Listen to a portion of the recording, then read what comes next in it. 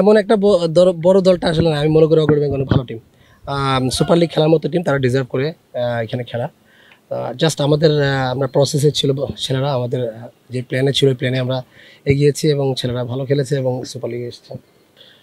এটা আসলে অনেক কঠিন, কারণ সিলেকশন কমিটিতে তো আসলে আমরা থাকি না, সিলেক্টররা সিলেক্ট করে দেয় এবং ওই প্লেয়ারদেরকে নিয়ে কাজ করতে হয়। অবশ্যই লিমিটেড নবীন প্লেয়ারই আমরা পাই, যতটুকু পাই এদেরকে নিয়ে আমরা যতটুকু চেষ্টা, সর্বোচ্চ আমাদের চেষ্টা থাকে, এক্সপিরিয়েন্স আমাদের যতটুকু আছে এটা আমরা তাদেরকে দেওয়ার চেষ্টা করি এবং তারা ওটা মানে এক্সিকিউট করে মাঠে।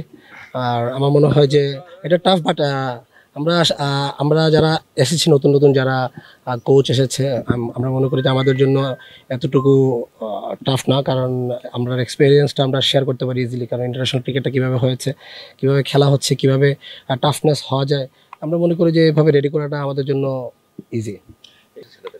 দেখেন T20 আর আপনি যদি ওয়ান ডে ধরেন তাহলে ডিফারেন্ট, বাট ওয়ান ডে আর যদি টেস্ট ধরেন ইটস লাইক এ সিমিলার, কারণ এটা 50-50 100 ওভারের খেলা। আপনি বেশিরভাগ দেখবেন আপনার ফার্স্ট ক্লাস ক্রিকেটে অনেক হয় যে 50 ওভারের মধ্যে আউট হয়ে যায়, 40 ওভারের মধ্যে আউট হয়ে যায়, বাট আমি মনে করি যেটা এটা এত হ্যাম্পার করবেন, এটা ভালো একটা প্র্যাকটিস হচ্ছে ওয়ান ডে, কারণ এটা সামনে টেস্ট খেলা আছে। তো আমি মনে করি না যে ভালো খারাপ প্রতিক্রিয়া হবে, ভালো প্রতিক্রিয়া হবে, কারণ প্লেয়াররা এখানে ভালো ফর্মে আছে এবং এই উইকেটে আমাদের উইকেটে তাদের সাথে টেস্ট খেলা। সত্যি কথা কি, আমি তো খেলেছি এদের সাথেও, তাদের সাথে খেলেছি এবং আমি মনে করি আমি অ্যাজ এ টিমমেট হিসেবে তাদের সাথে কাজ করি, আর তারা আমাকে অ্যাজ এ গার্ডিয়ান হিসেবে মনে করে।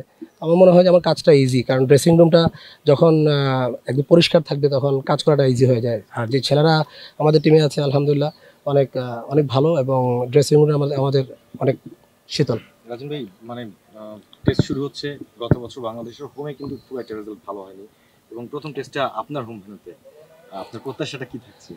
অবশ্যই কোনো ড্র না, এই ম্যাচে জিম্বাবুয়ের সাথে আমরা অবশ্যই জেতার আশা করি, এবং টেস্ট সিরিজ আমরা যেন জিম্বাবুয়ের সাথে জিততে পারি, কারণ আমরা আপনি যদি দেখেন 2000 সাল থেকে এখন পর্যন্ত আমরা টেস্টে কিন্তু তেমন একটা এগোতে পারি নাই, বাট আমরা মনে করি যে টিম হয়েছে বাংলাদেশ টিম, যেভাবে প্লেয়াররা এগোচ্ছে, অবভিয়াসলি জিম্বাবুয়ের সাথে সিরিজ জেতা উচিত। রাজিন ভাই, আপনার দলে অমিত হাসান আছেন, তিনি আজকে খুব ভালো একটা ইনিংস খেলেছেন, গত এনসিএলও তার ইনিংসের খুব দারুণ কিছু ইনিংস তিনি খেলেছেন এবং হাইস্ট রান গেটার ছিলেন যতটুকু আমার মনে পড়ে। অমিত কি আসলে জিম্বাবুয়ের মতো দল যেখানে খেলতে আসছে, আগে ওয়েস্ট ইন্ডিজ আমরা তাকে নিয়ে যাইনি, জিম্বাবুয়ের বিপক্ষে রিজার্ভ করতো কিনা তার সুযোগটা পাওয়া টেস্ট সিরিজে?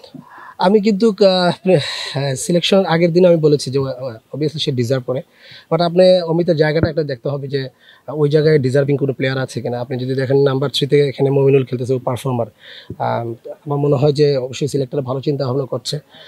আমি আশা করি যে সিলেক্টররা ওখানে সেকেন্ড টেস্ট ম্যাচ নিয়ে চিন্তা করছে। অমিত অবশ্যই সামনে আসবে, সামনে টিমের খেলা আছে, এগুলো ভালো খেলুক, আমি মনে করছি আসবে। আরেকটা প্রশ্ন ভাই, আসলে আপনি বললেন যে একাদশ জায়গা পড়ার একটা ব্যাপার থাকে, তারপরে মানে এই ধরনের প্লেয়ার যারা যারা প্রমিজিং তাদের আসলে দলের সাথে রাখার একটা ব্যাপার থাকে, ড্রেসিং রুম শেয়ার করার একটা ব্যাপার থাকে, ওই সুযোগটা কি পাওয়া উচিত কিনা? অবশ্যই আমি মনে করি যে যারা ইয়াং, যারা পারফর্ম করছে কনসিস্টেন্টলি, তাদেরকে অবশ্যই সুযোগটা দেওয়া উচিত ড্রেসিং রুম শেয়ার করার জন্য। এবং আমি যতটুকু সিলেক্টরদের সাথে আলাপ করেছিলাম, তারা তাদেরকে নিয়ে চিন্তা ভাবনা করছে, এবং আমি আশা করি যে হয়তো ফার্স্ট টেস্ট না হলেও অমিত হাসানকে সেকেন্ড টেস্ট নিয়ে তারা ড্রেসিং রুমে অ্যাটলিস্ট শেয়ার করবে। ভাই, ওই যে আম্পায়ারিং নিয়ে একটা প্রশ্ন উঠছিল, আমাদের তৌহিদ যদি বলেছে যে উনিও ইন্টারন্যাশনাল ক্রিকেটার, আম্পায়ার হচ্ছে ইন্টারন্যাশনাল আম্পায়ার আর কি। তো বিষয়টা হচ্ছে অ্যাজ এ ক্রিকেটার হিসেবে এভাবে কি আম্পায়ারদেরকে ডিসরেসপেক্ট করা যায় কিনা? খুব কঠিন প্রশ্ন ভাই। তৌহিদের জিনিসটা আমি দেখি নাই, পরে আমি শুনেছি যে ও এরকম করে কথা বলেছে, যেহেতু সে বলেছে এটা তার একান্ত ব্যক্তিগত মত। প্রত্যেকটা পার্সন প্রত্যেকটা তার রেসপেক্টেবল জায়গা আছে, আমরা সম্মান করি প্রতিটা জায়গায় যে যারা কাজ করছে, এবং ইভেন আপনি যদি আম্পায়ার না, যারা স্কোরিং করছে তারাও তো ইন্টারন্যাশনাল স্কোরার, তো আমরা রেসপেক্ট করি প্রত্যেকটা মানুষকে।